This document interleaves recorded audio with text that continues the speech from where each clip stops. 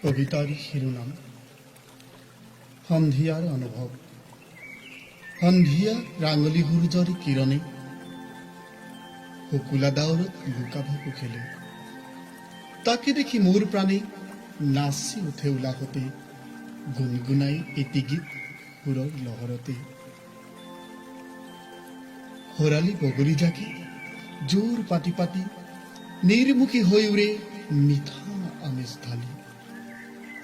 কিনো সঁচাই বিতোপন সন্ধিয়াৰ আকাশখন, মন ভৰি যায় মনোমোহা ৰূপৰ ছবি দেখি।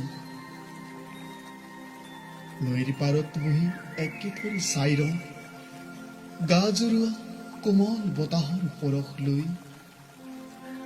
ভাৱসাগৰত শব্দৰ মুকুতা বিচাৰি চাওঁ, ভাবোঁ মধুৰ ক্ষণৰ স্মৃতি বুটলি কেনেকৈ ৰাখোঁ মই।